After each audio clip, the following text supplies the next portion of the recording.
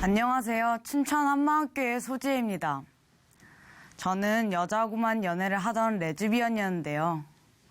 일평생 나는 남자다라는 생각으로 동성애를 시작했고 그 쾌락을 마음껏 즐겼습니다.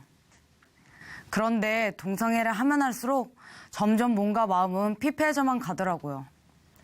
그런 제가 부활하신 예수님을 만나 동성애라는 늪에서 빠져나와 주님과의 아름다운 동행을 시작한 간증을 나누고자 합니다. 우리 아버지는 어렸을 때부터 항상 저를 맏아들처럼 대하셨는데요.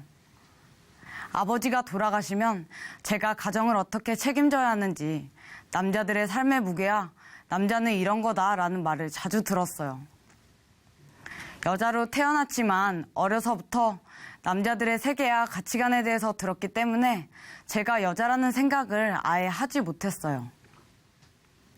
항상 접하는 이야기가 남자들의 세계이다 보니 어느새 저의 머릿속엔 제가 남자로 자리 잡게 되었고 여자는 제가 보호하고 지켜줘야 하는 존재였습니다. 우리 부모님은 모두 운동선수 출신인데요. 그러다 보니 저도 운동신경이 뛰어났고 초등학교 때부터 축구를 하기 시작했어요. 여자 축구부에 들어가면서 기숙사 생활을 했고 기숙사 안에서 여자들끼리 사랑을 표현하고 좋아하는 모습을 보게 되었어요. 그런데 전혀 이상하다는 마음이 들지 않는 거예요. 하루는 동계훈련을 갔는데요. 운동이 끝나면 선수들끼리 모여서 미팅을 하는데 마지막에 한 신입생이 노래를 하는 겁니다. 많이 그리울 거야. 사랑이 전부인 나는 여자이니까. 대략 이런 가사였습니다. 노래가 끝나자마자 가사처럼 사랑이 전부인 이 여자의 목소리가 그리워졌습니다. 이후 여자의 목소리를 듣기만 해도 마음이 설레었고 여자들에게 더 잘 보이고 싶은 마음에 헤어스타일과 옷 입는 거, 거울 보고 포즈 잡는 거, 복근을 만드는 거, 걸음걸이, 개그코드 등 여자들이 좋아하는 모습으로 바꾸곤 했어요. 저는 점점 남자가 되어갔습니다. 저는 여자의 몸을 가졌지만 다른 동성애자들과는 달리 동성애를 하는 것에 대해 죄책감이나 괴리감이 전혀 없었는데요. 나는 남자니까 여자를 사랑하는 것이 당연하지 라고 생각했기 때문이에요. 하루는 여자친구를 집에 데려와 팔베개를 해주고 누워있었는데 그 모습을 보신 엄마께서 너희 둘이 사귀냐? 물으셨고 네, 사겨요 라고 당당히 말했어요. 동성애를 하는 것에 대해 떳떳했고 오히려 누군가 동성애를 하는 것에 있어서 부정적인 이야기를 할 때면 더 화가 났었어요. 그러던 중 가정 형편이 어려워지면서 축구를 그만두고 대학을 진학하게 되었습니다. 대학에 가게 되니 더 마음껏 여자들을 만날 수 있었어요. 특별히 노력을 하지 않아도 많은 여자들이 손쉽게 자석처럼 달라붙었습니다. 심지어는 연령대도 상관하지 않았어요. 20대 초반에는 중학생이었던 한 아이를 만나 사귀기도 했고 또 30대 언니를 소개받아 동성애를 즐기기도 했어요. 마치 나쁜 남자들이 여러 여자를 만나 즐기듯 저도 어장관리를 하면서 프리하게 즐겼습니다. 저는 레즈비언 클럽과 가라오케도 자주 드나들었는데요. 원하는 여자를 놓쳐본 적이 거의 없었고 함께 밤을 보내면서 느껴지는 쾌락은 점점 더 저를 동성애 늪에 빠지게 했습니다. 한 번은 복통이 너무 심해서 엄마와 병원에 갔는데요. 엄마는 도대체 뭔 짓을 하고 다니길래 몸 관리도 제대로 못하냐며 절망하셨어요. 건강이 점점 안 좋아지고 있다는 것을 누구보다 잘 알았지만 동성애를 하면서 얻는 쾌락이 더 컸기 때문에 포기할 수 없었어요. 그러다 한 여자에게 관심이 있었는데 그 여자아이도 제게 관심을 보이더라고요. 사실 그 아이에게 남자친구가 있었기 때문에 조심스러웠지만 서로 점점 가까워질 때쯤 밤을 보내게 되었어요. 그런데 얼마 후 그 친구 부모님으로부터 학교로 연락이 갔고 저는 하루아침에 성폭력자가 되어 있었습니다. 그 아이가 저 때문에 학교에 다니지 못하겠다고 했다는 거예요. 믿겨지지 않았고 배신당한 것 같아 미칠 것 같았어요. 직접 만나서 들으려 했는데 거절당했고 참을 수 없는 분노에 가장 큰 카터카를 가지고 방에 들어가서 문을 잠그고 손목을 그어버렸어요. 친구들이 문을 따고 들어와 말려서 큰 일은 벌어지지 않았지만 저는 동성애자라는 소문과 손가락질을 받으며 학교를 그만둬야 했습니다. 그런데 이런 상황보다 더 저를 힘들게 했던 건 배신감이었어요. 마음이 너무 힘들더라고요. 저녁에 잠을 잘 때면 머리가 멍해지고 불면증도 왔어요. 자다가도 2시간에 한 번씩 깼고 신경은 날로 더 예민해져만 갔습니다. 그러던 어느 날 초등학교 친구로부터 연락이 왔어요. 친구는 잘 지내냐고 물었고 저는 힘들다고 얘기했어요. 그러자 함께 교회에 가보자고 하더라고요. 썩 내키지는 않았지만 죽을 것 같이 힘든 마음을 달래보고자 처음 따라간 한마음교회는 제 마음을 편안하게 했어요. 마음이 편안해서 계속 교회에 출석하게 되었지만 말씀은 전혀 들리지 않았습니다. 교회를 다니지만 오히려 더 몰려오는 이 중독 같은 유혹들을 뿌리치지 못했고 이도저도 안 될 바엔 하고 싶은 것을 더 해보자. 나도 이젠 모르겠다 싶은 심정으로 막 나가기 시작했어요. 그렇게 다시 새로 만난 여자친구와는 더 열정적으로 몸과 마음을 다해 만났습니다. 그러면서 더욱더 좋아지니까 내 몸까지 남자였으면 좋겠다. 그러면 사랑하는 이 여자와 결혼해서 아이를 낳고 평생 같이 살 수 있을 텐데 라고 생각했어요. 성전환 수술을 하고 와서 결혼하자라는 얘기까지 오고 갔지만 마음 한편에 하나님께서 남자와 여자를 창조하신 창조의 질서가 생각나 정말 혼란스러웠습니다. 나는 왜 교회를 다니면서도 동성애 문제 하나 해결받지 못하나? 도대체 언제까지 이렇게 힘들어야 하나 고민하게 되었는데요. 교회에서는 계속 부활에 대한 말씀이 선포되고 예수님을 믿지 않는 것이 죄라고 하는데 도저히 모르겠더라고요. 도대체 뭐가 뭔지 뭘 어쩌라는 건지. 그러던 어느 날 기도 가운데 수없이 들었던 고린도전서 15장 말씀이 떠올랐어요. 성경대로 우리 죄를 위해 십자가에 못 박혀 죽으시고 성경대로 부활하신 예수님. 그분이 그냥 오셨다 가신 것이 아니라 저 같은 자도 믿을 수 있고 알아볼 수 있도록 구약의 예언대로 오셨다 가신 것이었어요. 그리고 부활이라는 흔들리지 않는 증거를 역사에 박아놓은 것이었어요. 증거를 통해서만 하나님을 알아볼 수 있기 때문에 모든 사람이 믿을 수 있도록 부활이라는 증거를 저희에게 주신 거였습니다. 성경대로 죽으시고 부활하신 예수님이 나를 창조하신 나의 주인, 창조주 하나님, 지금도 천지 만물을 움직이고 계시는 만왕의 왕이라는 것이 너무나 확실히 보였습니다. 요한복음을 읽어 내려가는데 목이 메어 읽을 수가 없었어요. 예수님께서는 선한 목자이시고 이 어둠 가운데 있는 양들을 구하시려고 자신의 목숨을 내어주시려고 이 땅에 오신 거예요. 목숨을 버릴 권세도 다시 얻을 권세도 있으신 분인데 그런 분이 자녀인 나를 찾으시기 위해 사람이 되어 이 땅에 오신 거였어요. 선한 목자는 양들을 위하여 목숨을 버린다는 말씀에 제 마음이 무너졌습니다. 하나님 아버지께서는 저를 너무 사랑해서 하나뿐인 아들을 화목제물로 내어주신 거였고 그 아들을 통해 하나님의 사랑을 나타내 주셨던 거였어요. 이런 아버지의 사랑 앞에 얽혀있던 마음들이 풀어졌습니다. 그동안 제가 여자를 좋아할 수 없는 것이 교회를 다니기 때문이라고 생각했어요. 뭔가 누릴 수 있는 것을 포기해야 하고 제한을 받는 것 같았거든요. 별로 여성스럽지도 않은 제가 여자라는 것이 싫었고 여자라고 생각하고 싶지도 않았어요. 동성애라 하는 것은 틀린 것이 아니라고, 왜 이것을 못하게 하냐고, 조금 다른 사랑인 것뿐이라고, 오히려 이런 제가 상처를 받은 피해자라고 생각했어요. 그러면서 하나님께 왜 나를 이렇게 만들었어요? 왜 여자를 좋아할 수 없게 하신 거예요? 당신 때문에 되는 게 없으니까 당신만 죽어주면 돼요 외치며 내가 주인 되어 원하는 것을 하려고 제가 예수님을 십자가에 못 박았더라고요.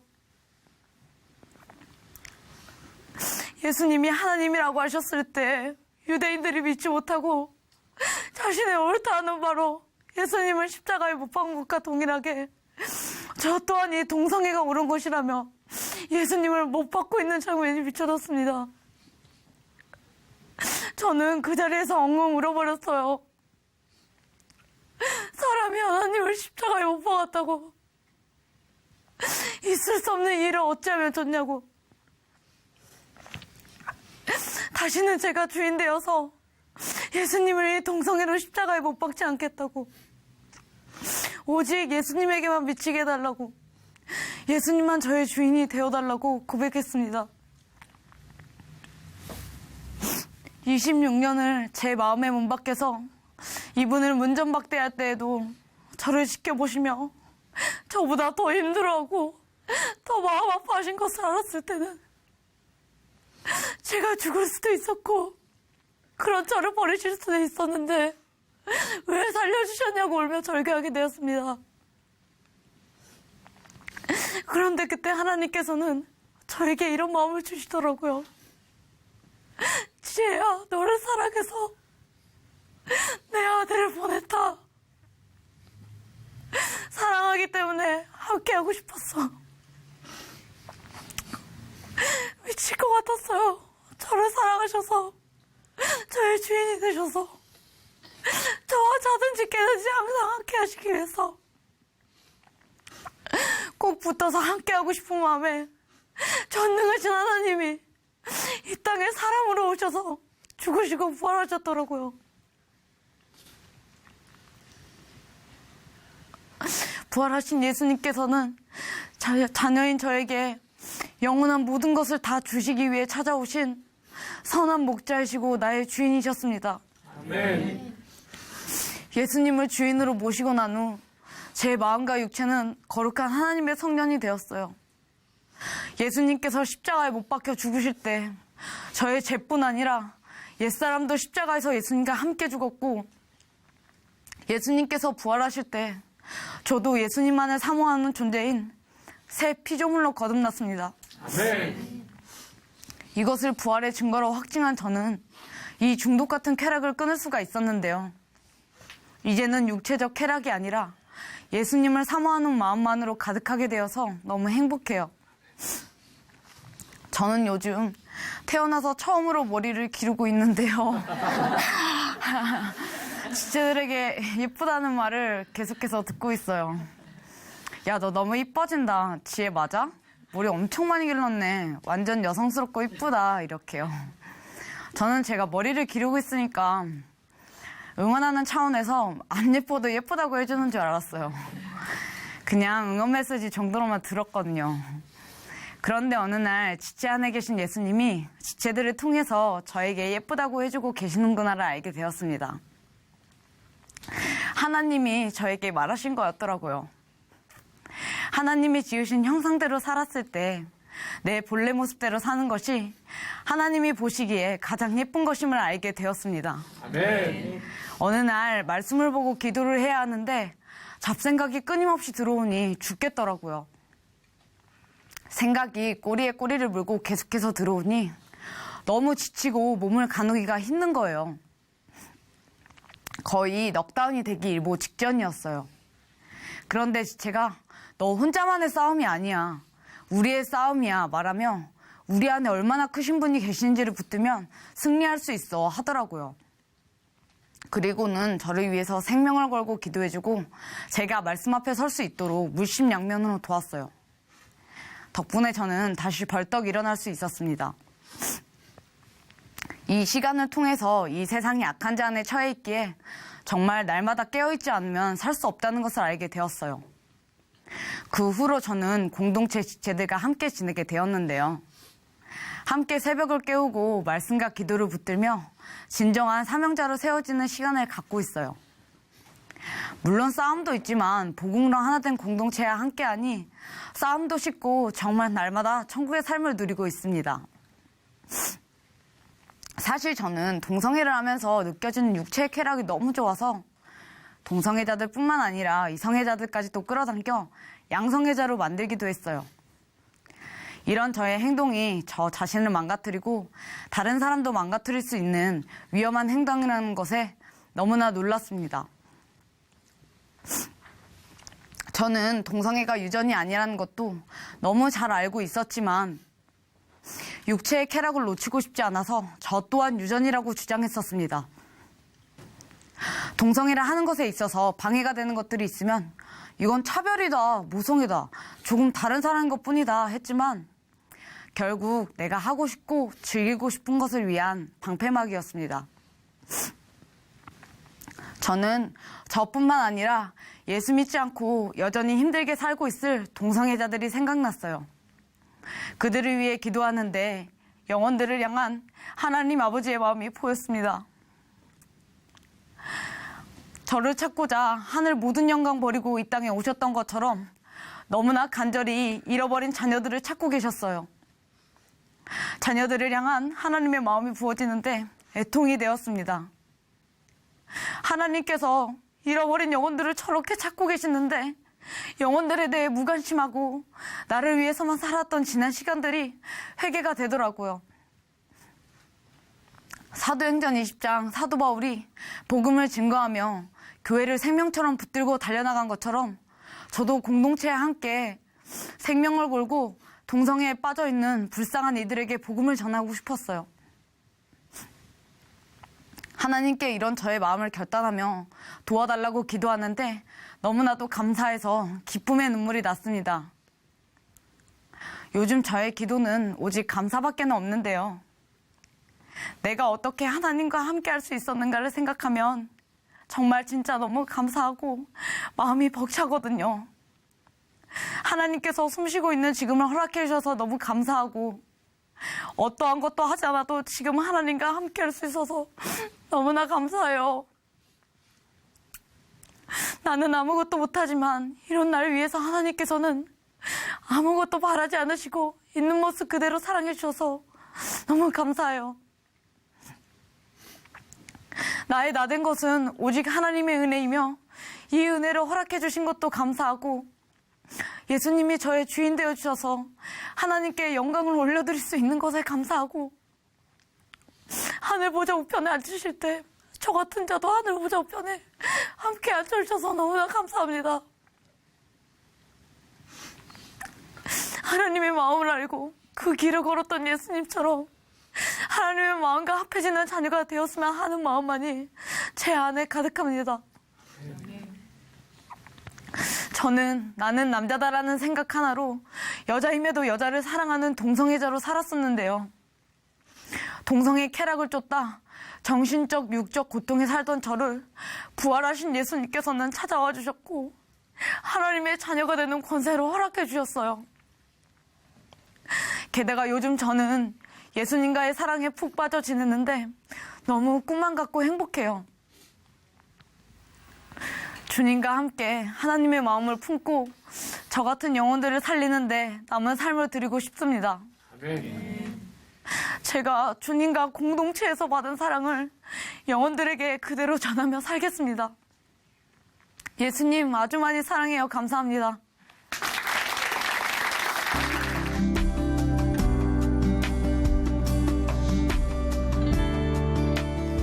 안녕하세요. 춘천 한마음교회 조은숙입니다. 저는 15년간 동성애 소설에 중독되어 동성애까지 옹호하던 자였습니다. 이런 제가 부활하신 예수님을 만나 동성애 소설을 끊고 변화된 저의 삶을 나누려고 합니다. 저는 만화책을 좋아하는 아이였어요. 언니가 처음 빌려와 읽게 된 순정 만화는 새로운 세상이었어요. 남자 주인공의 잘생긴 외모와 내 여자를 위해 내 한 몸 바칠이라는 바람직한 태도에 입꼬리가 절로 올라갔어요. 그렇게 읽기 시작한 만화는 제 일상의 즐거움이 되었고 순정 만화를 시작해 슬램 덩크를 거쳐 열혈광업까지 닥치는 대로 읽었습니다. 쉬는 시간과 야자 시간에 만화책을 자주 보았는데요. 야자 시간에 몰래보다 선생님께 딱 걸려 만화책을 뺏기기도 했습니다. 수능이 끝난 후엔 친구들과 돌려가며 보았는데요. 그때 한 친구가 재밌다며 소설책 한 권을 빌려줬는데 그건 동성애 소설이었어요. 로맨스 소설과 비슷한데 이거 신선하고 재밌네. 한 권이 두 권이 되고 성적 호기심을 부추기는 내용에 빠져서 보게 되었어요. 동성애 소설 속의 사랑은 이성의 사랑과 다른 것이 없었고 그게 동성애라고 해서 문제될 건 없다고 생각했습니다. 대학교에 올라가면서부터는 물 만난 고기 마냥 보게 되었는데요. 성인이기에 책 대여점에서도 19금이었던 동성애 소설과 만화를 편하게 볼 수 있었어요. 그리고 인터넷을 자유롭게 쓸 수 있게 되면서 더욱더 빠져들게 되었습니다. 인터넷으로 연재되는 동성애 소설들은 사이트 가입만 하면 무료로 볼 수 있었어요. 보면서 좋아하는 작가에게 작가님 힘내세요 댓글을 달아 응원도 했어요. 제가 좋아하는 소설이 완결이 되면 그동안 아껴두었던 돈으로 책을 구입하기도 했습니다. 이렇게 신나게 보던 중 문제가 하나 생겼어요. 당시 청소년을 유해물에서 보호해야 한다며 청소년 보호법으로 단속을 하기 시작한 거예요. 즐겨가던 사이트들이 하나 둘 폐쇄가 되어버렸고 이제는 여기저기 옮겨다니며 봐야 하니 번거롭고 귀찮아 이 법을 원망했어요. 그때 전 청소년들도 생각이 있는 애들일 텐데 소설과 현실 구분 못하겠어? 이런 단속 자체를 하는 게 이해가 되지 않았고 소설에 정신이 팔려 청소년의 올바른 성 정체성 같은 건 안중에도 없었습니다. 동성애 소설을 계속해서 볼수록 일반적인 내용보다 선정적인 내용이 기대가 되고 좀 더 새로운 것들을 찾아서 보게 되었는데요. 판타지 소설 중에는 외계인이 존재하고 그들이 사는 행성에서는 동성 간의 아이를 낳는 것이 과학적인 힘이나 다른 것으로 해결되어 아무 문제가 없었어요. 그리고 유명 아이돌 가수가 주인공으로 나오는 동성애 팬픽 소설도 많았는데요. 그러다 보니 멋진 남자 연예인을 봐도 동성애 쪽으로 생각되었어요. 그리고 단지 동성애로 끝나는 것이 아니라 정상적인 행위로는 만족을 얻을 수 없는 사디즘이나 마조즘적 요소가 들어간 동성애 소설들도 보았어요. 처음엔 단지 소설이고 저에게 문제가 된다고 생각하지 않았어요. 일상생활에도 별 지장이 없었기에 개인의 취미생활 정도로 생각했습니다. 하지만 취업에서 뭘 할지 갈피도 못 잡고 공무원 시험을 준비하면서 스트레스가 심해지자 동성애 소설을 돋빛을 삼아 거의 매일 봤어요. 그 시간만큼은 불안한 현실을 잠시 잊을 수 있어 좋았어요. 하지만 온전히 시험에 집중하지 못하니 끊어보려 했지만 오래가지 못했어요. 계속되는 불합격으로 결국엔 시험을 포기하고 취업을 하게 되었지만 저의 상황은 돈을 버는 것 빼고는 변한 것이 없었고 새로운 스트레스에 소설을 더해보기는커녕 반나스로 보았어요. 새벽까지 볼 때는 2-3시는 기본이었어요. 청소년 보호법에서 동성애가 유해물 대상에서 빠진 후에는 전자서점이나 소설 전문 사이트에서 쉽게 볼 수 있었어요. 스마트폰이 생긴 후부터는 어플을 통해 언제 어디서든 볼 수 있어 거칠 것이 없었고요. 방해받지 않고 하루 종일 볼 수 있는 주말에는 밥 먹는 시간 빼고 9시간 내내 보았습니다. 시간 날 때마다 보니 눈은 매우 피곤했고 체력은 더 떨어졌어요. 가끔 어린애로 조카를 봐주러 가도 무궁화 꽃이 피었습니다 하자는 조카들에게 이모 피곤해. 니들끼리 해. 말해버리고 소설을 늦은 시간까지 보았어요. 엄마가 하루 종일 방에 있지 말고 운동 가자고 하셔도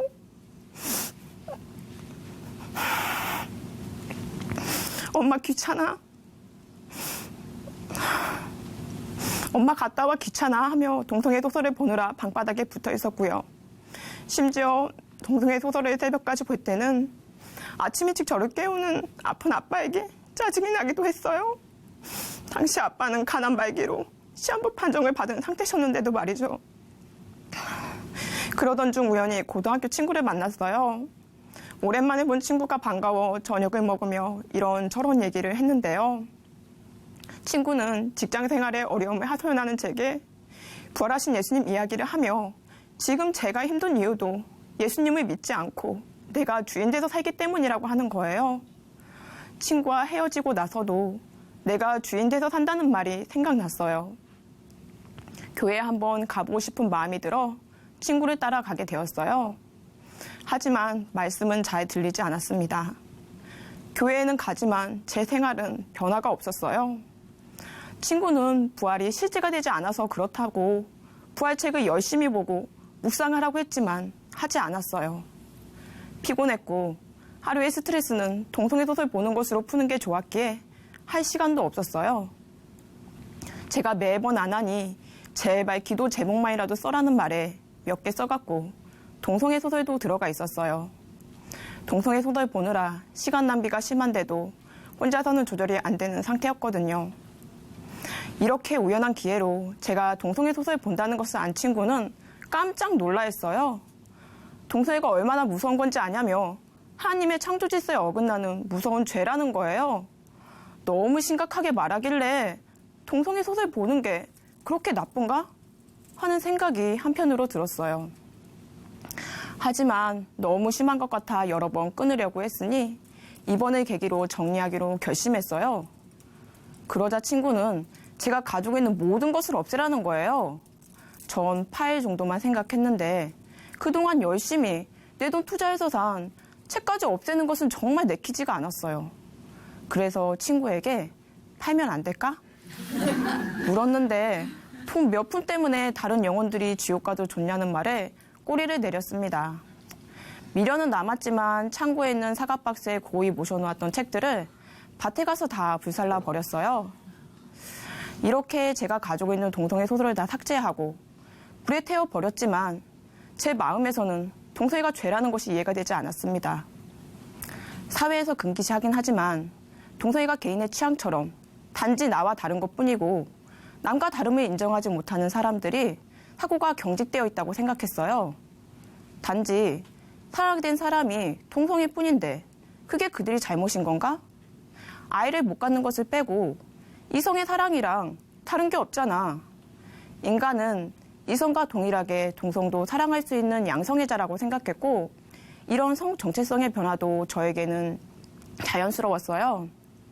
뭐 연예인이 커밍아웃에 사회에 무리를 일으켰다며 이슈가 될 때도 전 그럴 수도 있지. 뭘 그런 것 가지고 호들갑 떠나 했어요. 사실 기회가 안 되었을 뿐이지 동성 친구가 사귀자고 다가왔어도 저는 별 고민 없이 오케이 했을 거예요. 전 친구에게 난 동성애가 죄인지 모르겠어. 내 생각에는 별로 그런 생각 들지 않아 하고 말했는데요. 정말로 그런 생각도 들지 않고 심각하게 다가오지도 않으니 회개하고 싶어도 되지가 않는 거예요. 이런 제게 친구는 네 생각이 중요한 게 아니야. 사실이 중요한 거야 하면서 은수가 예수님의 부활이 사실이니? 묻는 거예요. 동성애 얘기를 하다 부활이 사실이냐고 물어보는 친구가 좀 뜬금없다 생각하면서 부활은 역사적 사건이니 사실이지 별 생각 없이 말했어요. 친구는 또 예수님이 부활하셨으면 예수님이 하나님이시니 아니니? 전 하나님이시지 했어요. 그랬더니 그럼 하나님의 말씀인 성경이 진짜니 네 생각이 진짜니 묻더라고요. 전 성경이 진짜지 대답했는데요. 이 말을 하는데 제 안에 견고한 벽 하나가 깨진 것 같았어요. 부활이 실제 사건이니 예수님을 하나님으로 믿는다고 하면서도 성경을 부활과 연결해 절대적인 진리로서 고민해보지는 않았습니다. 구 로마서 1장 말씀을 보는데 허리 찔른 기분이었어요.